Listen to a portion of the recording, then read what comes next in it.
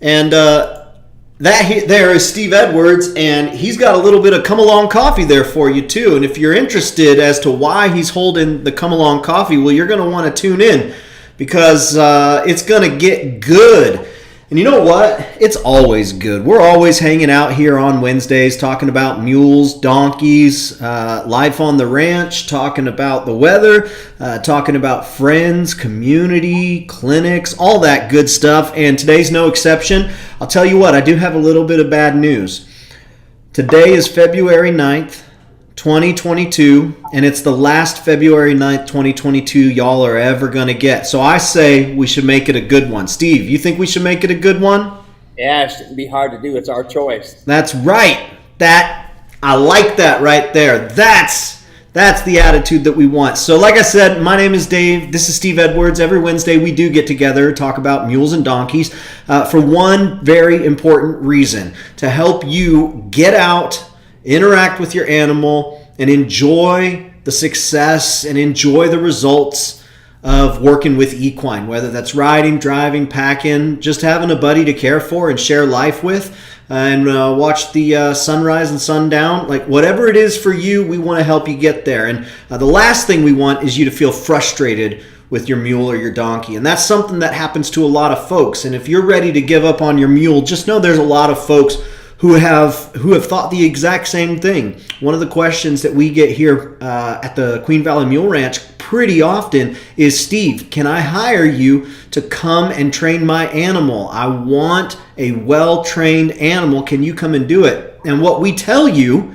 is that really you have what it takes to get out there and get the results that you want. There's nothing special about Steve Edwards. Susan will tell you that. There's not a whole lot special about Steve Edwards other than the fact that number one, he's redeemed. He has been bought with a price, and he is a child of God. The number two thing that is special about Steve Edwards is he's just learned how to communicate with mules, and that's what we're going to teach you how to do today and every Wednesday. So there's really three things that we ask of this program. The number one is we want to know that you're here. So if you're watching right now, and I know that you are, put your name in the comment section, where you're watching from, and what the weather is like.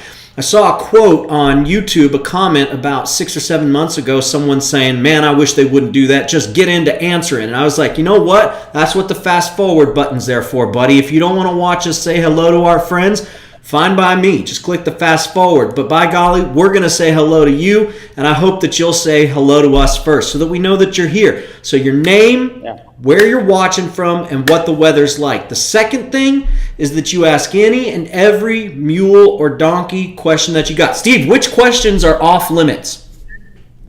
The stupid question. The stupid question. Yeah, no such thing. There's no such thing as a stupid question. You know, there's no such thing as a dumb question. Ask it. How in the world you going to learn? You know, you got to ask it, and that's what I did. You know, I just kept asking until I got it. You know, that's right. So there is no dumb question. Ask any and every question you've got. Nothing is off limits. If you've got one of Steve's saddles and it's not working the way it's supposed to, we want to hear about it. If you've got the come-along rope and you said, everyone said this thing was a miracle and it's done nothing but cause me grief, ask us about it, because chances are there's some little minor changes that you need to make that are going to make major impact in the way your training goes. So we're not going to shy away from everything. We're going to tell you what Steve has learned over the last 40 years, put that information in your hands, and then you can decide what you want to do with it. So that's the second thing. Ask any and every question that you got, and we'll get to those. And then the third thing, and this is the thing that helps us the most, is that you share the broadcast. Now, if you're watching on YouTube, the way that you do that is you click the like button on YouTube, and then you click the subscribe button, and that lets YouTube know that, hey, this here is something good. This here is something worth watching. And if you're watching on Facebook, the way you do it is you can click the like button as well, and you can either click the share button and send it to a friend or family member, or you can just go ahead and tag them in the comment section. But that's really what we go after here. That's really what we want, is to get as many of our mule and donkey friends on Facebook and YouTube as possible so that we can get you the answers that you need. So, Steve, how have things been going since last week? Well, we've been doing all right. By golly, we've had a little operation on my eyes to where, I look like puppy dog eyes for a while. You can kind of see what it looks like here now. Yeah. And it looks a whole lot better now than what it did. Oh my goodness. But they said I was losing quite a bit of sight. So they took my eyelids, and they trimmed them back a few 100 yards. And now we're in better shape for the shape we're in. That's awesome. Love to hear it. Yeah, Steve goes, hey, can you tell anything about my eyes? I was like, they're glittering, I guess. They're sparkling. He goes, no. I said, no, your eyes look the same. Then he sent me a picture. I was like, by golly, that is some gnarly something. What happened? And then he told me the story. I was like, oh, okay, that makes sense. But now you're seeing clearly. I see clearly now. The rain's gone, baby. Clearly now. Yeah, the rain is gone. All right, so what do you say we say hello to a couple folks hanging out with us so far? Let's do it. Jackie is here from Placitas, New Mexico. Partly cloudy, 46 degrees. Jackie, good to have you here again. Virginia is watching from Santa Fe, where it is 50 degrees, but I'm happy. Just wanted you to know that your guidance is paying off with my Molly. It's taken some time, but it's working. Cannot thank you enough. Really, that's awesome. We love hearing that, Steve, don't we? Yeah, it's frustrating, Dave. And I realize that you got to learn and this sort of thing.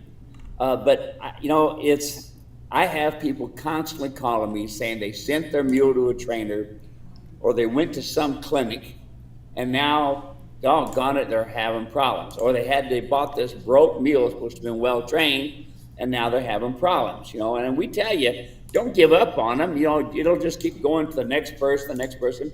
You can do it yourself, And Dave, I get every day phone calls, text, and emails, and this sort of thing saying, hey, thank you. I was able to fix it myself, Yes, that's what you want to do,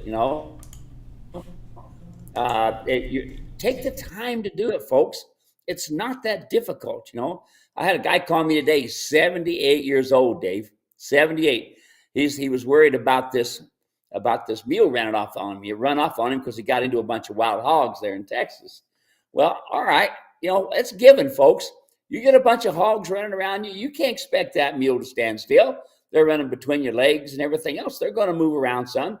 He didn't hit the ground, but he's concerned about it. Well, yeah, I've hit the ground. I've got 32 broken bones and 2 replaced hips. Yeah, part of it. So let's go back.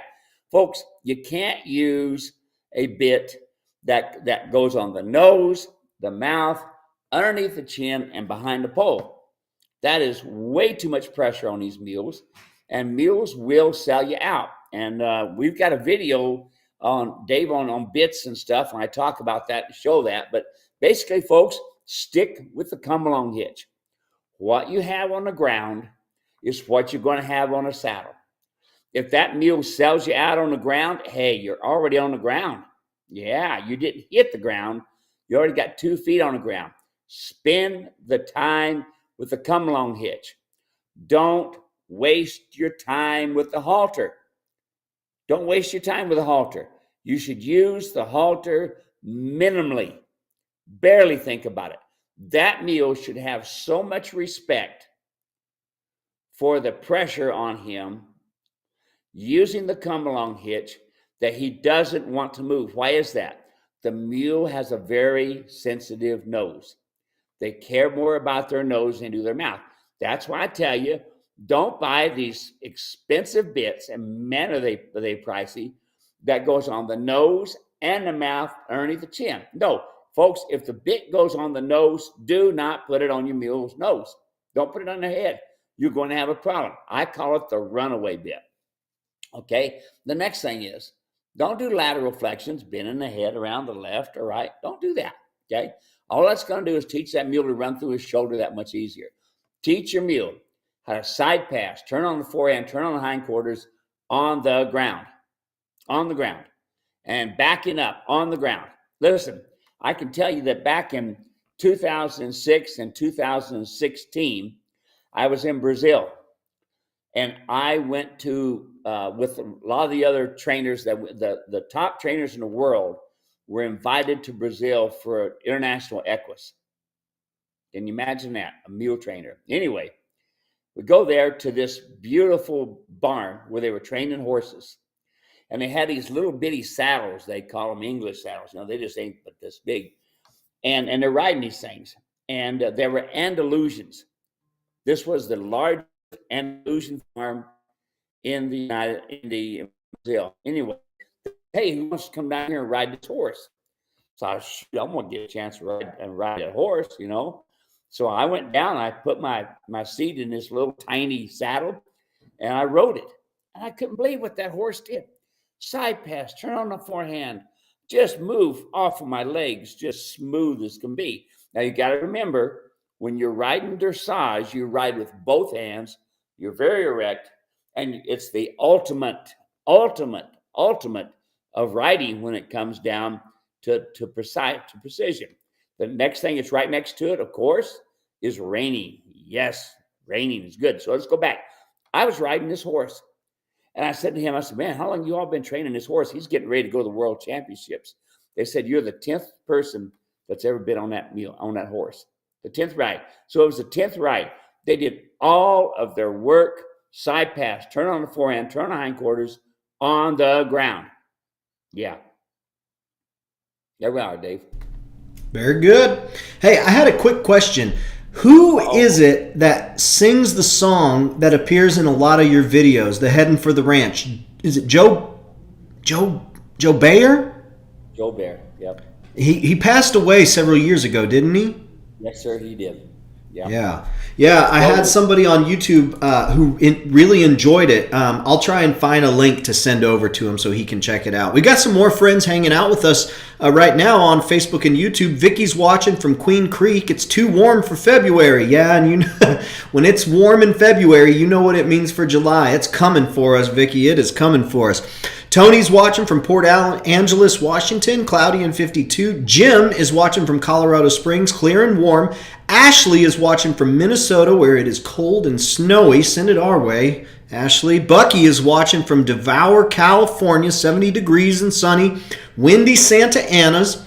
Nolan is watching from Garner, North Dakota, windy and 24 with some snow showers. Bob's here from Herman, Nebraska, 49 and breezy. Got the bridle I won at the end of last week. Oh my goodness. If I'd seen one in person, I'd bought it on the spot. Very, very nice. Thank you. Speaking of giveaways, Steve, do you want to give away some stuff this week? Oh, yeah. Ho, ho, No, ho. Come along coffee. There we go. Yeah, so folks, we're going to give away at the end of today's broadcast, we're going to give away some Come Along coffee. So y'all need to listen, because Steve is going to ask a question related to something that we discuss here today on the broadcast. And then whoever answers first is going to get the goods. So keep your ears perked, because I guess we're going to send you some of your own coffee perk there. Yeah. Let's see. David O'Brien is watching, 70 degrees. Great to see you both. Sunny in East Texas. Michelle's here from Eastern Ohio, 48, sunny and covered with ice and melting snow. Stay safe. Virginia says, P.S. When do I worm my Molly? And what are the reasons for unlocking the back hip when I pick up the rear feet? I'm realizing every single day how much time is required to learn my Molly's language. So when to worm, and why is it necessary? What are the reasons for unlocking the hip? Okay, so you worm basically every spring. That's because you are not putting them out in a pasture. If you are are we still there? Yeah, we're still here. Okay, good. If you have them out on the pasture, folks, you're going to get more worm problems out on a pasture, not counting grass founder, not counting other problems that you can incorporate into it as well. So you're basically, when you're feeding dry feed in a stall, you are going to be feeding, you're going to worm every spring. And that's when you also do the teeth every spring. Awesome. What about the unlocking of the hip? Okay, the unlocking of the hip. We have the donkey bone structure. Donkey bone structure in all mules. That's what makes it so much more different, okay? That's why you place a saddle on a mule, you're putting it on bone structure, not muscle mass, because muscle mass can change just in one ride. You can have one ride and drop 100 pounds. So we used to always add another saddle pad. What's the problem with that? We'd have to go ahead and cinch it up tighter to keep the saddle from rolling because of all the pads. So that's why I developed the saddle, and that's why I developed the one pad that fits them all. So going back to this, when you unlock the hip, in the hip itself, as it is moving in and out, as it's moving, okay, it will get hung up where it doesn't want to come loose. That's when the mule starts doing this. And you can see it, Dave, on that one video that we do where I'm picking up the back foot, you know, how I come forward first. Yeah. I think we're straight back. So I do that because what happens is if you pick it straight up like a horse and go straight out like a horse, they're going to try to pull it away from you. And all they're trying to do is tell you, hey, you're hurting me. So you come forward first, unlock the hip, go straight back. Hear this? Pick it up first, bring it forward, go straight back and come inside. Don't go outside. When you come inside, then not only are you safer, but mule is more comfortable. And your donkey. And drink come along coffee. So I'm going to put a link to this video here in the comments section. It's a YouTube video. It's about nine and a half minutes long, and it shows you exactly what Steve's talking about. It's a good watch, and y'all really enjoy it. So make sure to give that a watch. I got a question here from... What's that? Is that an F-bomb? Oh, yeah, it is. We like to drop F-bombs here. And you know what? You don't need to shield the children's ears. As a matter of fact, you need to tell them to listen up because you want them to be aware of these F-bombs. That's free, baby. That's free. That's the Queen Valley Mule Ranch F-bomb right there. You want to teach those children to be savvy, and you say, you don't want those F-bombs over here. You want this F-bomb right here. That is a free video up on YouTube. Go check it out. Sheldon sent us a message. He says, I need to know which video would be best for my situation. I have 2 green mules coming. They have no handling they have no handling. I too am green with mules. I owned a team of mules years ago, but I just worked them when they were trained when I got them. I have worked horses since then. Any advice is appreciated. Every single video I have, you need, okay? Not one video is going to cover what you're going to get into, all right? Even though my colt starting video, there's five different colts in there getting started by 5 different people who have never started them before. But here's the thing. We have a special deal, and Dave can put it in there for you, where you can get pretty much almost all of the videos sent to you digitally for almost half the price, okay? And that means free shipping because it's digital. Anyways, go on. So the best thing you can do, sir, everybody, hear me say this again. Come along, come along, come along. Use the come along, okay? Not the halter. Remember the picture we saw last week, Dave, where the lady was being kicked at by her mule? Yep. She was in the halter and the lady was being dragged around? Yep. Well, she's going to send us some more videos. Man, she says, Steve, we can't believe the difference. Now, listen, this is important to everybody. The problem is when the mule kicks, it's too late. Too late. But they're telegraphing already with the ears. Didn't I say in the video, watch the ears? Watch the ears. Now her husband's fixing it when the ears start to go back And now they're starting to get somewhere. So we're going to get some new video. So where do we start? Number one, each mule goes in a separate pen. Hear this, folks. Hear this. Each mule should be in a separate pen. Each donkey should be in a separate pen. And if you have low standards, each horse in a separate pen. Why is that? Number one, I can see how healthy they are every day. Every day, I want to see how healthy they are.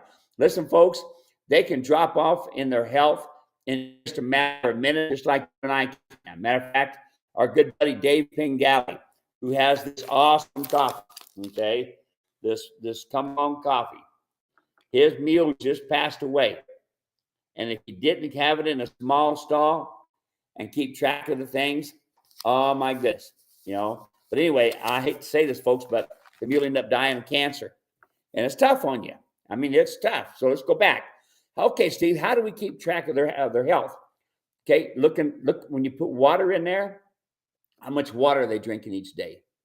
When you put in the feed, how much feed are they actually taking up? And how long does it take to do it? All right. The other thing, too, is look at the road apples. Ooh, road apples. Ooh, yeah.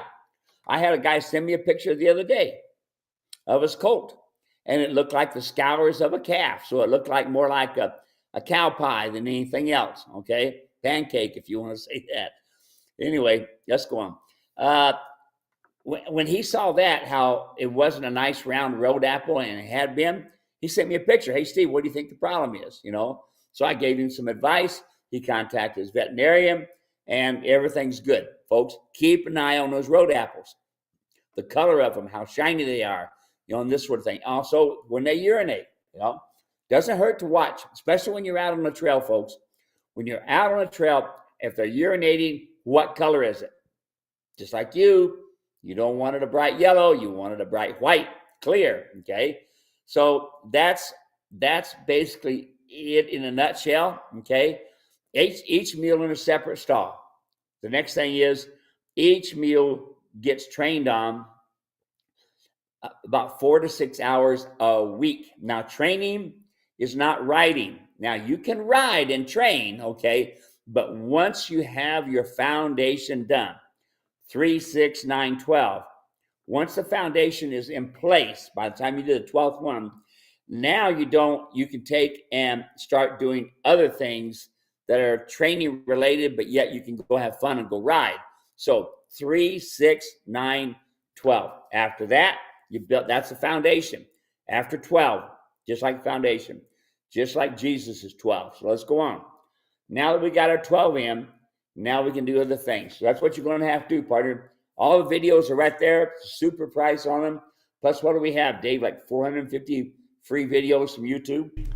Yeah, it's up into the hundreds, well into the hundreds by now. And y'all go there. It's hours upon hours upon hours. Just going back and listening to these broadcasts, these shows every Wednesday, that's going to give you, that's going to get you probably 50% of the way there. The other 50% is going to be watching somebody do the things that it is you're trying to do. And that's probably going to be 40%. And then the last 10% is you just going out there, figuring out how to do it, and then doing it over and over and over again. But as far as learning, listen to this show, listen to the past episodes. 40% watch what Steve has done. And then the last 10%, get out there, do it yourself, and then it's just repetition at that point. So great question, Sheldon. Thanks so much for asking it. Let's hop back over on to Facebook and YouTube. Let's see, we've got Mary Jo watching. Good to have you here, Mary Jo from Montana, 50 degrees and sunny. Virginia says, without you, Steve, I would have given up weeks ago. I'm so thankful for you. That's great. That's awesome. Appreciate that, Virginia. Hey, we got Linda the Mule Servant and Theo the bright red fuzzy sweet one-eyed mule in slushy central Ohio. Stay dry, stay safe, stay with Theo. He's going to love it. Bud is watching from PA. Hey, Steve, nice day here. Good to have you here, Bud. Megan's watching. Hello and good afternoon. Stacy says, my biggest struggle is getting the come-along hitch onto my mule. She's ear shy, raises her head, and I really, really struggle with it. How can we get by this? I've been working on it since I got her last July. All right, Steve, that's my son, Steven. Wow. Steve, let's get her some help. All right, folks, let's go back. Remember, I talk about steps. Step 1 is the head has to come down and the nose tip to the left. With the head coming down, that loosens all 5 major neck muscles. With the nose tip to the left, that loosens the throat latch. And when it's tipped to the left brain is listening to you. Okay? There you go. So there's where you're going to start first. Right? There's where you're going to start first. Get the head down and then go to the left. That's what you do. All right? Now, how do we do that? We're standing at the left shoulder. I take my right hand and I go up, back, my ultimate goal is to go up right in behind the ears. But I start running my hand up the neck, and wherever the mule gets bothered, I wait right there. My hand stays there. Could be the ears are way up here. I don't know. But whenever the mule gets bothered, keep your hand there. Wait. Put your left hand on the nose quietly. Bring it over, okay, and wait. And then take your hand off. If the mule's head goes back straight again, bring it back over and wait. My right hand stays on the whole time. That tells the mule when his head is dropped. As soon as you feel the pressure, see, he's putting pressure on your right hand. As soon as you feel the pressure go away, wait, take your hand off, put your hand back on. Then the mule will drop his head some more. Take your hand off, put your hand back on. Then he starts dropping his head. The left hand brings the nose over. All right, now here's the deal. Do that first. First, you should be able to see, and we probably got some video someplace, Dave, of me dropping a mule's head down and going to the left. I got some video of the head almost touching, nose almost touching the ground. Touching the ground, okay? So, can it be done? Yes. Do that first. They are to learn to keep their head over and to keep there the whole time without you touching them. So, it's just a matter of feeling the touch, getting the touch, all right? So, you got it here and here. The mule drops his head. Take my hand off, put my hand back on. He drops his head some more. Take my hand off, put my head back on. Now, why did they get ear shy to start with? 99% of the time, folks, it's you that made the mistake or me that made the mistake, and I've done a lot of it. Okay, so let's go back. Here's the deal. When you take and put a bridle on, never, ever put it on pre-adjusted. Don't do that. Always loosen it up a few notches, slide it up over top of the right ear first, left ear second. As long as the head is down, nose tip to the left, put the bridle on. As long as the head is down, nose tip to the left, put the come-along hitch on. As long as the nose is down and tipped to the left, put your halter on. You hear that? As long as his head is down, relaxed, then put the halter on, okay? Why did we get ear shy? Because we put on a pre-adjusted bridle, and when we pulled the bit up and we pulled it over top of the right ear, we pulled on the mouth and made it uncomfortable and started banging on the teeth, started banging on the bars and banging on the gums. Pretty soon he got tired of you banging on his mouth. You see, it was the mouth that then, to keep you from pulling on the mouth, he throws his head with the ears. Now we got an ear-shy mule. No, we don't. We got a mouth that was sore, and the ear-shy became that way because we did not loosen the bridle. But what came first? Head down, nose tip to the left. Everybody, your mule, you should, as soon as you put your right hand on that mule's neck, right behind the ears, that head should drop and nose tip to the left. That's the way it should be, to put any of that stuff on. So there's what you got to do first, okay? First, do that. Now, I got a video called The Ear-Shy Mule, and you'll see a little gal working on it. You can see how tough it is. But the big thing is, folks, listen, mules care more about their nose than they do their mouth. Donkeys care more about their nose than they do their mouth. So what are you going to do? Your left hand is going to be on the nose. And when they throw their head you're going to pinch the nose.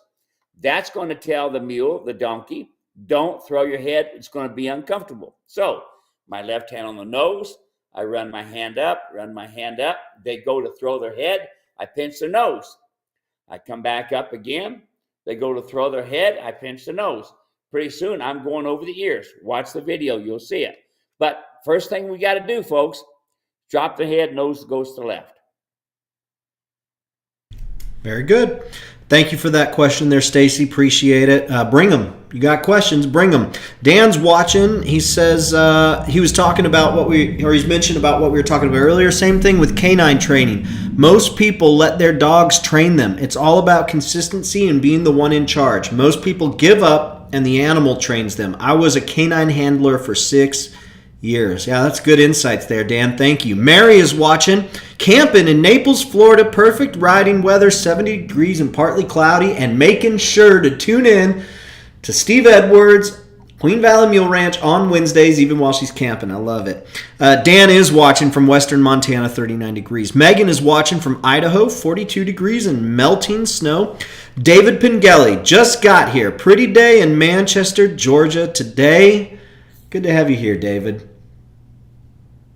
A little bit later on today. Y'all keep listening. Jackie has a question. She says, do you have a video on side pass and turning on the forehand and hindquarters from the ground? Would love to see it. Man, I think we've got one somewhere, but I don't think it's titled that. I think it's involved in something else. I'll do a search, Jackie, and I'll see if I can find it. I don't think it's titled that, though. Sure. I know we have a video of it for sure. I just don't know what it's in. So I'll take a look. Let's see here.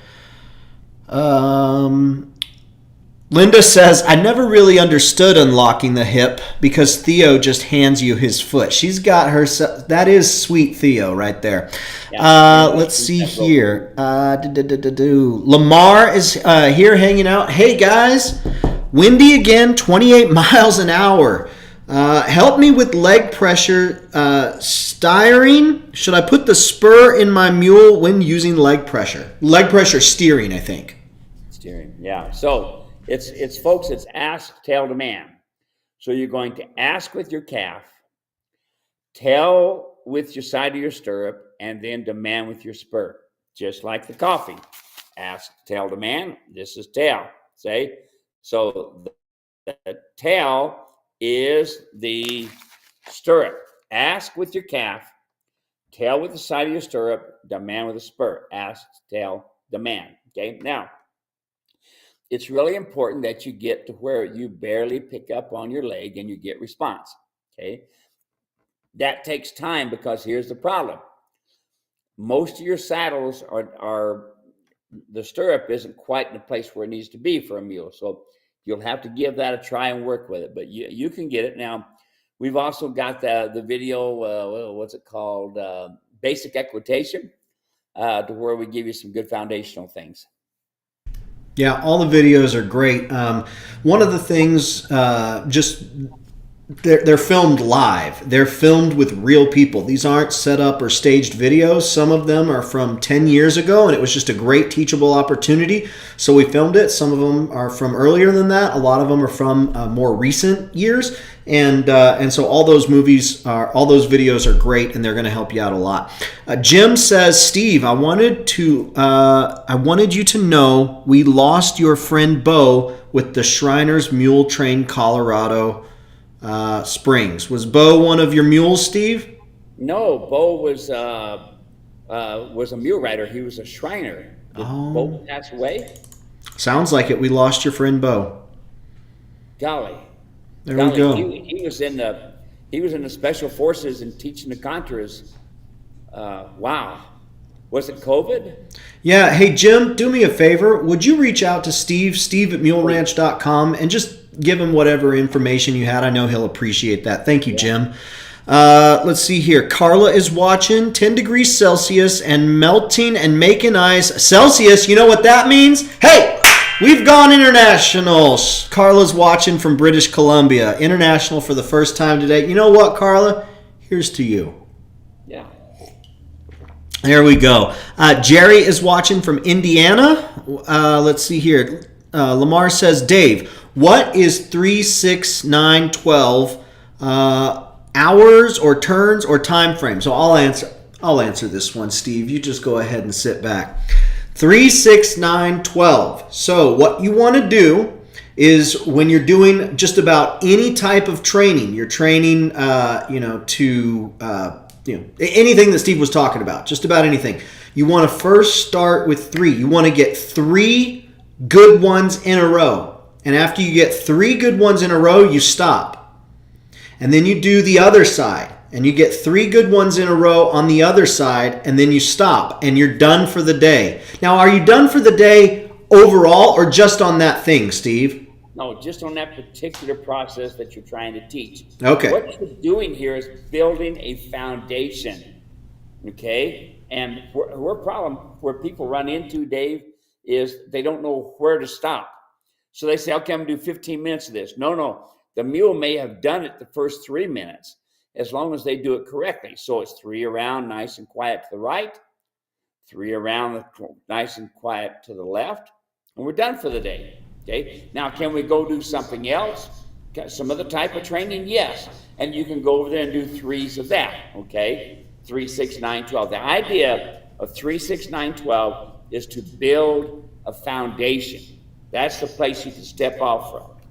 So you do 3 one day on one side and then same day on the other side, and then you're done with that particular aspect of training for the day. You don't have to train every day. The mule doesn't need it. You're going to wear him out. You come back the next day or a day after that, and now you do your 6, and you do 6 on one side and you do 6 on the other side. Now, if you can't get 6, Steve, what do you do in that case? If they're not recalling it, do you just go right back and just, okay, I got 3 good ones and we're good? Sometimes it takes, when you're doing 6, let's just say for 6, for instance, sometimes it takes as many as 9 to get 6 good ones. So always say to yourself, they got a little bit better on this one. They got a little bit better on that one, okay? And always see that if they did 3 really nice, next time you're going to do those 3 plus 3 more 6, and all of a sudden at 5 they mess up. That's okay. Start all over again. Do 1, 2, 3, 4, 5, and if you mess up, start all over again. 1, 2, 3, 4, 5. If they mess up, do it all over again. That's okay. Okay, but pretty soon it could be your expectations are too high too. But pretty soon, if they do it just a little bit better, quit. Always look for the smallest of tries. There you go. And so you'll continue on with 9, and then you continue on with 12, and you'll just make your progressions from activity to activity, from technique to technique, establishing a foundation. 6 months minimum is what you want to do for your foundation. And so a lot of folks will get these horses, these mules, these donkeys, and they'll want to get up in the saddle. But it's going to take you, even for a quote-unquote well-trained mule, you're going to want 6 months minimum on the ground to establish a correct foundation. You don't want to get up in the saddle not knowing how they're going to respond to these little technique trainings, the turning on the forehand, turning on the hindquarters. You don't want to get into the saddle and give up all of your leverage not knowing how they're going to perform. So that's what he's talking about there, Lamar. Great question. Thanks so much for asking that. I need to do a better job of making sure to ask those things for folks who may not know. So appreciate it, Lamar. Doing my job for me. Fiery Waco's here. Rockwall County, Texas, where it feels like spring already, sunny and 70 degrees. Linda says, Linda and David are talking back and forth about David's mule that had, mule that had passed away. So thank you, Linda. Appreciate that. I know David does too. Mary is watching from northwestern Illinois, cloudy and 40 degrees. Cowboy Ken is here. 36 degrees in Connecticut. Martha from Bartlesville, Oklahoma, thanks for teaching us and giving your time. Absolutely, Martha. I know Steve's excited to do it, and I'm glad to be here with him. Marcia is watching. Happy Mule Wednesday. You know what? We have made this Mule Wednesday. That's what we're going to start talking. It's Mule Wednesday. Love spending time with you two. 42 degrees and no wind here in Montana. Oh, that doesn't happen often. Tanya is watching from sunny Penrose, Colorado. Myra, a bit late from California. Glad to be here with you guys. Jim is here from Alabama, 63 degrees. Jim is watching. Jim Rhodes, Maryland, 40 degrees and cloudy. Good to have you here. Michelle says, I train dogs and we use threes for correcting behavior as well. So very good there. We've got a canine trainer. We got a dog trainer here. I mean, obviously canine dog trainer. Linda has a question. Steve, tips for moving from groundwork to riding. This spring will be an interesting season with Theo. He's been a hero with groundwork, but this spring we are going on to full tack. Saddling up, mounting up, moving under weight in the ring. What tips do you have there for Linda moving from this groundwork into training? And notice, Linda's been here with us for a long time. So she's been doing groundwork with Theo for a long time. So good for you. How do we do this transition? Yeah, you got to also remember, this mule's only got one eye. So it's an additional challenge. So for both of you. So now what it's going to take is what I like to have, and if you watch my video of colt starting, you see I have the come along rope underneath the mule rider's martingale with me on the end of the come along rope and the person slowly climbing in the saddle, in and out, in and out. Now, the mule knows his groundwork. So me standing on the ground with the come-along hitch is going to help the rider when they climb in the saddle the first time. The mule knows his foundation, and the mule will walk off and do what needs to be. Watch. All 5 people with the mule rider's martingale, with their saddled up mule, all 5 people riding for the first time. And they're not bronc riders. They're not trainers. They're the first time they've ever done something like this. So the come along hitch helps with the first ride. Very good. Thank you for the question there, Linda. Polly is watching from Barnesville, Minnesota, above 0, so she's happy. That's great. Virginia says, when my Molly is standing with the come-along hitch, she sometimes tries to evade me by backing up a few steps.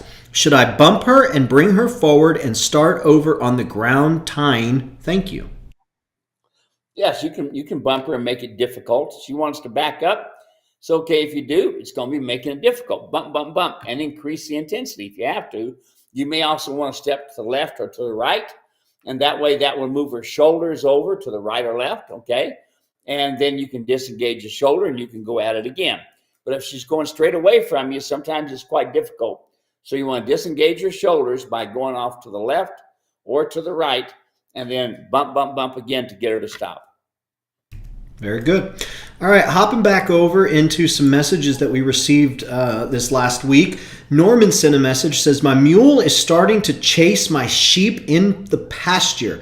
I'm quite sure it's boredom. Is there something you can suggest? I was thinking of a long hobble. Any suggestions? I live in Southeast Florida. What would you say there for Norm, Steve? Get the mule out of the sheep. Don't do that. That mule will kill. Hear this? That mule will kill them sheep. We'll do it. Okay? Just like folks, I tell you all the time, when they're low to the ground like that, they are predators. They are predators. And I'm going to hear him say, well, he hadn't done it before. No, it was coming. It's coming. Always remember, folks, it's coming. Just because they didn't do it right then or didn't do it that year, it's coming. It's going to happen. So never, ever, ever put your mules in with calves or with sheep or with goats. Now, I can tell you that I have had a goat or two over the years, back when distemper was kind of a big deal, and the goats were supposed to have kept the equine, all my livestock herd, from getting distemper. Now, whether or not it did or not, I don't know. Never had any distemper in my herd. But They never hardly bothered that goat. But I'm going to tell you, folks, don't put your mule in with your calves or with your sheep, because they will kill them. That's why I tell you about your kids. Be careful with your kids around them. Linda put a message in here. She says, I have sheep and your mule will kill your sheep. Sheep have such fragile spines. All it takes is one hoof strike just for fun from the mule. Not even trying to hurt the sheep, just for fun, and it'll knock them down. So thanks for that insight there. Next question I got was from Charlene. She says, I have a wonderful people-loving burro that comes along with me on trail rides, lead rope free since he was a baby. He's now 13 years old. I gave up attempting to get him in the trailer with my horse as he was so incredibly upset and stubborn at this prospect. But now I want to try again, and I saw your come along. Would that fit a burro that is only 33 inches tall at the shoulder? He's approximately 350 to 400 pounds. He's sensitive. I would hate to lose his trust. Do you even recommend a come along on a burro? Absolutely, especially on a burro. Okay, they can brace on you. Just think of the pictures that you see where people are pulling on the lead rope, and that burro is almost sitting on his tail. Yes, that's true. Okay, folks, look. Never, ever turn your equine loose on the trail. Don't do that. Never do that. Okay? Lead them with a lead rope. Now, you go into the national forest, they catch you not having a lead rope and leading these animals, they will find you and take your equine away. Now, I'll give you a sad story, very sad story. I have a very good friend that used to think it was good to just turn his pack mules loose and they follow. Unfortunately, the pack mule was loose and had kind of boogered this saddle mule, and the saddle mule fell down the mountain and killed the rider. And if we'd have had that mule under control with a lead rope, we'd have done it. So yes, yes, yes. The come along hitch, I can adjust it to fit a mosquito, folks. All right? So it's extremely important. You should never, ever allow a donkey or a mule to do something on their own unless you have trained them to do it, period. If you train them to do it, then they should be able to do it when you tell them to, okay? They should never say to you, no, that's not going to get it. Ask, tell, demand. Why do I get that? The mare, when she is the leader, and folks, you got to be the leader. You have to. It's their world. But see, they'll get mad at me. No, they won't. I have seen horses thrash a mule. And I mean knock them on the ground and beat them up. Yeah. And that mule get up and follow that horse anywhere. Why is that? That was the leader. That's what they do. That's what you have to do. You have to hear this, folks.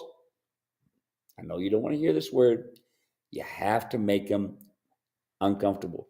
Their life is comfortable, uncomfortable, pain. Yes, that's what they do. Just like the picture of the lady who we had last week, where the mule kept trying to bite her and kick her. Bite her and kick her. You hear that? You guys cannot bite them or kick them, can you? That's what they do to one another. That's why the come along hitch teaches them to and says, don't do it. And that's what they do. There we are. Watch this. Watch this. Okay? Now see how that mule's just dragging this nice lady? See how this mule's not paying any attention? Mule's moving his feet around, swishing his tail. Watch this. Boom. Watch the ears. See the ears? The ears is telling this lady, don't do that. She's asking.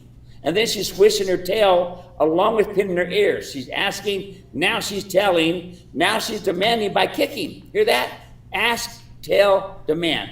Watch this. Watch this, okay? Watch them ears when they get pinned back. Now it's all nice, lovey mule. Isn't that pretty? Now let's go back and let's watch this thing again. Look at that. See that? See the ears? See the tail? That's asking with the ears, telling with the ears and the tail, and now demanding the kicking. You see that, folks? This is a kid's mule. A kid's mule. Ask, tell, demand. That's what they do, folks. That's what they do. If you can take control of them, and take your halters, hang them up in the barn, and leave them there. You rarely will need a halter. Use the come-along hitch. She has no control over that mule with that halter. None. That mule is doing exactly what it wants to do. And there's a perfect picture, you know. And we're going to be seeing new things coming up on that shortly. So I got another question that came in here. This one came in from Janelle. She bought a saddle pad from you. She got some cinches from you. And she sent in some pictures. And I just wanted to have you take a look. And I know she'd appreciate just hearing any feedback that you got there, Steve. So let me go ahead and bring this up here. Can you see that there? Yes. Okay, so I've got several. I'm going to cycle through these pictures, and then just so you can see them, and then I can stop at any given time. Yep.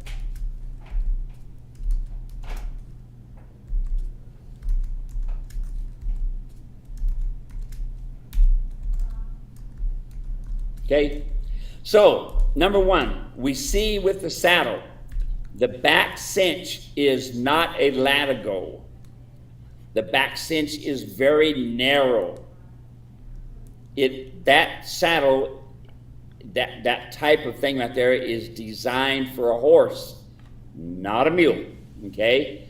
The back cinch needs to be the tightest, front cinch needs to be the loosest. Notice the front cinch.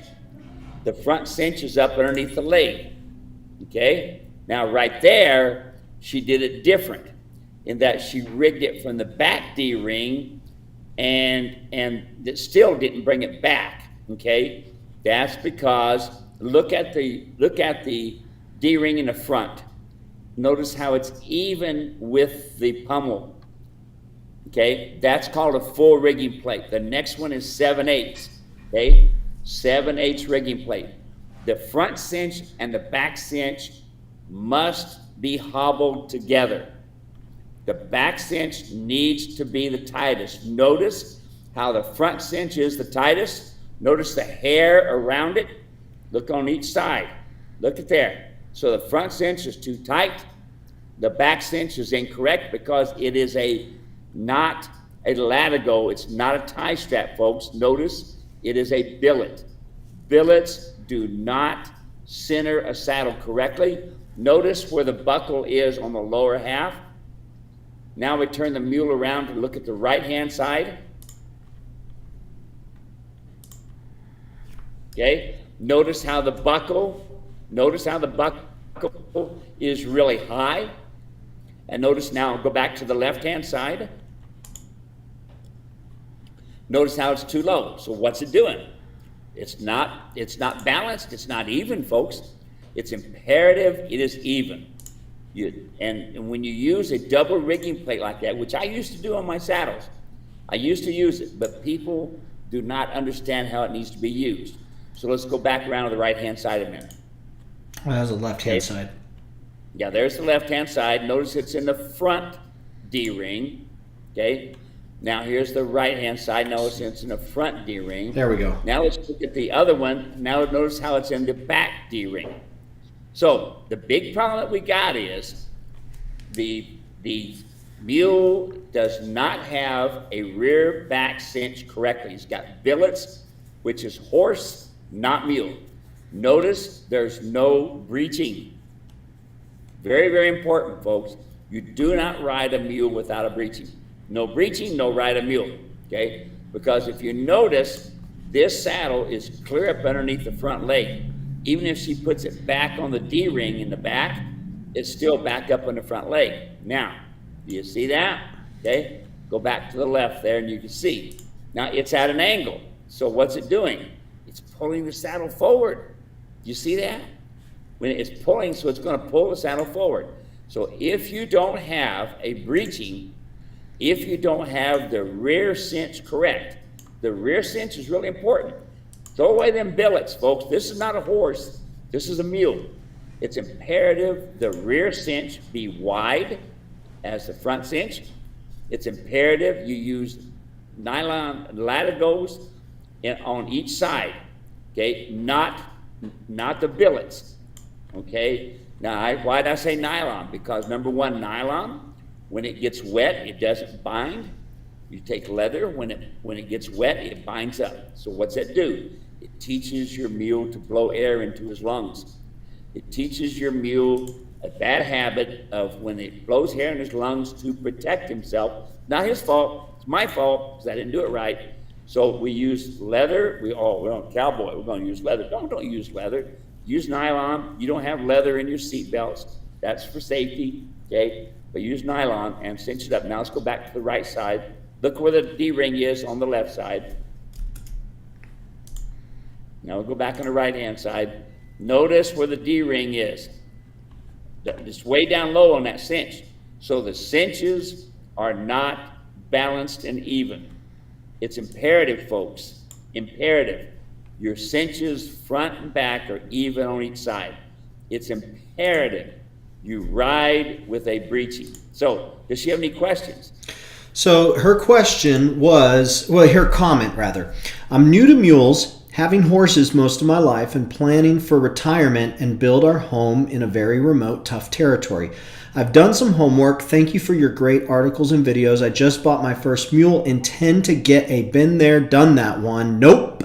I ended up buying a 3-year-old. He's about 14 too. He's a pretty good boy so far, but I have not ridden him yet. He is a bit spooky and some rudeness. I'm getting all the gear I need right now and get things fit while he settles in. I bought a saddle pad from you and I love it, along with the come-along rope and a size 26-inch cinch. According to the chart, I should have gotten a 28, but 26 seems to fit. I am attaching a couple picks or the saddle adjusted front ring or back. Thank you for all your educational info. I may want to send him to someone to be sure he is good and solid. Does your ranch do that? Any recommendations? Adding a few different picks so you can see the angle or cinch for review of fit. So Janelle, you're doing the right thing. You're sending it in here and you're getting insights and information, and so we're just going to pass it all along and you can make the decision. I think it sounds like you bought one cinch, and so maybe that's what Steve's talking about here. You need to get 2 cinches. You got one for the front, you need to get one for the rear, and then you need to get a britchin. The britchin is going to keep the saddle from rolling. The cinch tight in the front is going to keep the saddle from moving forward, and then you're going to get a breast collar, but you need to get a breast collar that allows for fluid motion, or else well, you can't see me here, I've got it still on this thing. You need to get a breast collar that allows for fluid motion, because if you have a tie, I just lost track of fixed collar. It's not a fixed collar. What's it called? Pulling collar. Hard and fast. Hard and fast. Yeah. It's going to pull the saddle forward every time he takes a step. And so what you want is you want a britchin that goes through a loop. There's a little tie that goes through the loop on the pommel, and not the britchin, the breast collar. It'll move back and forth, and it won't pull that saddle forward, and you'll have about 1.5 inches of give between the britchin in the back and the breast collar in the front, and that'll allow for the saddle to move, but it'll keep it from getting right up there on the scapula. How did I do there, Steve? My golly, you're just impressive. You're impressive. Now, Dave, I used to have the double ring plates like that, but it was too confusing for people. They couldn't figure out how to put it forward or back. But notice, folks, notice how the front cinch is at an angle. What's it doing? Bringing the saddle forward. Notice how the back cinch, it's straight up and down. What's that doing? Keeping the saddle from going forward. But since that saddle is designed for a horse, because we can tell because it's got billets on it, rather than having latigos, tie straps, and a rear cinch. And if we look at the back of the saddle, I want you to notice it's sewed up. It's stitched up. Both of the plates that come together, the backing plates, notice how they're come together and they're cinched together. That's going to rub the mule's backbone. Okay, so that's what you need to do. I notice you got the halter on there. Take the halter, hang it up in the barn, put the come along hitch on. You will get better communication, more crisper, more cleaner. Any questions on shoeing? Awesome. You know what? I do have a question. My question when it comes to shoeing is, well, What is the most important thing when it comes to shoeing? You think we should ask the people? Yeah, let's do that. Tell you what, anybody that can answer that question, I will give them a bag. I will send them a bag of tail of my Come Along coffee. Now, that's a medium coffee bean. Now, what's so different about this coffee is it's fresh roasted. If you could smell this right now, you probably can, Dave. You drank Come Along coffee. It's fresh roasted and then sent right out to you folks. All right, so let's go back to this. What's the most important thing when it comes down to the mules, the donkeys' hoof?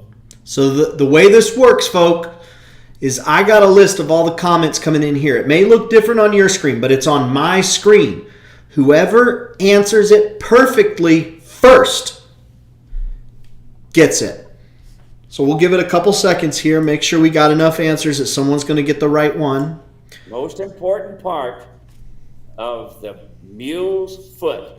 What's the most important part? How is it supposed to be? What is the balance of it? Is really, tell me what it needs to be. All right. So here we go. I'm going to read them down, Steve, and you tell me when I get it correct, okay? Yep. Healthy hooves. Let the heels expand.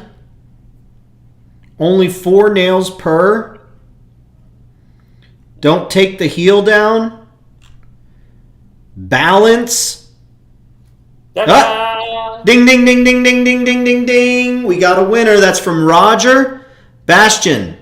Roger, you're our winner this week. Hey, how about it, Roger? I hope you drink coffee. If you don't, this will get you started. Yeah. I know a couple guys that will drink it. So. Yeah, right? Roger, hey, talk to us a little bit about that, Steve. Okay, so folks, you're all hitting it good. I love it. You've got some ideas here. Only 4 nails in a shoe. Yes. Why is that? So that the back of the foot will expand and contract to keep the hoof from being contracted.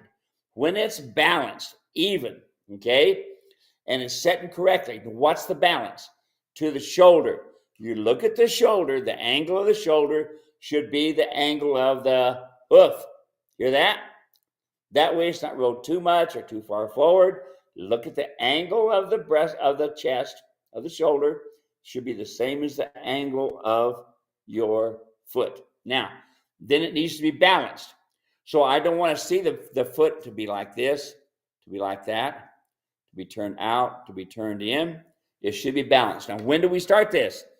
When they are colts, when they're babies. Sooner you can get a rasp on that foot, and sooner you can take off the high places so that the foot is balanced. I want to pull that hoof down and look at it, and I want to look all the way across to see that hoof is nice and flat before I put a shoe on it. Yes, yes, yes, it's imperative you shoe your mules to keep them from having contracted heels. Now, it's wintertime back there. Hey, it's wintertime here too, but 73 degrees out there, Dave. Anyway, let's go back. Keep your hooves as short as possible, especially on your donkeys. That way that mud and that snow doesn't pack up in there. So trim them short. Even if you draw a little bit of blood, that's okay. It will grow back. It's fine. Not a problem, okay? Make sure, imperative, that you keep them short so that you don't pack up the mud and the snow, but most of all, balance. Straight, not crooked. Okay? Balance. Good for you, Roger. Awesome, Roger. So what you need to do is send an email to steve@muleranch.com with your shipping address, and Steve's going to get that out to you. Steve, we have a few more comments here. Do you have a couple more minutes? Sure, you betcha. All right. Lisa just tuned in. I'm late. I got in from Ears Acres taking care of long ears. Lisa watching from Conneaut Lake, PA. About 40 degrees or something. It's a heat wave. Oh, that's good. Michelle asked, do you have pictures of the tack corrections? Michelle, I'm going to put a link in the comment section for the mule saddle training course, and that's essentially going to show you the corrections that would be made in terms of going from what you saw in those pictures to what it should be. And you can go back and watch the replay of this YouTube video here or the Facebook video and compare them. Let's see here. Linda says, man, I don't know all these terms. Latigo, billet. Can I just use a haystring to connect front and rear cinches?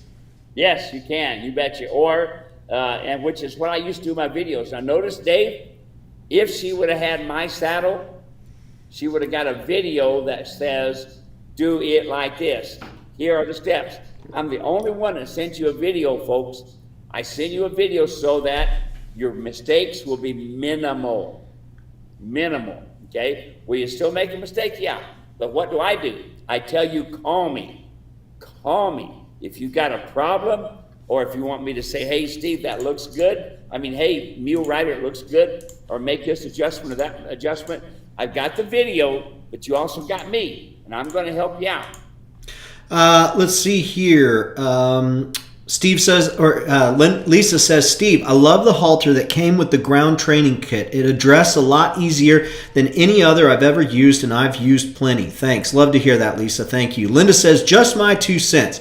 After seeing the results I get with Steve's instruction, I would never send my mule out for training. You can do it. Someone else will spoil your hard work. How about that? That's pretty cool. Thank you for saying that, Linda. Appreciate that.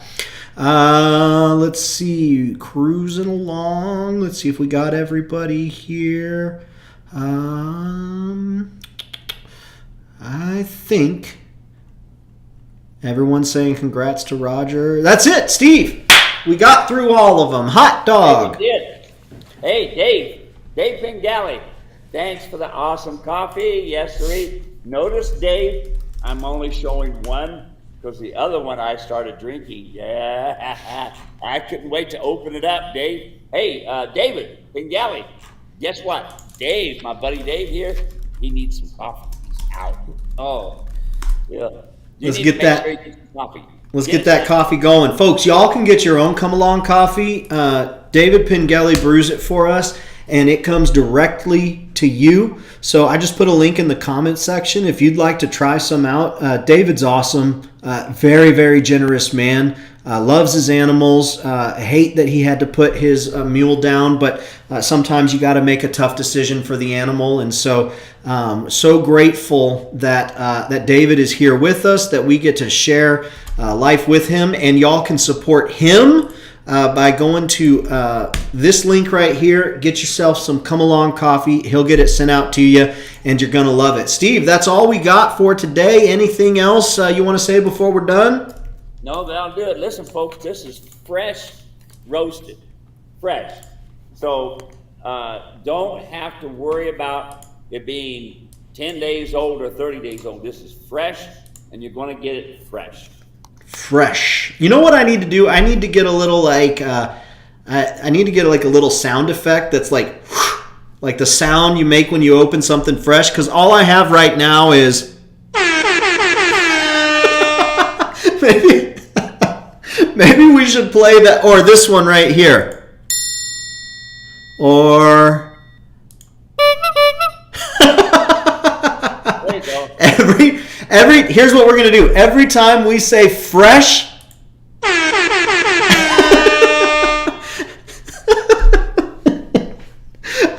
I'm getting giddy now. I woke up at 3 a.m. and I'm going on like 5 hours of sleep. I'm pretty tired, so it's probably best that we end this before I do something I regret. All right, everyone. Thanks for hanging out with us. We'll talk to you next week. Take care, and God bless. Bye-bye. Yeah.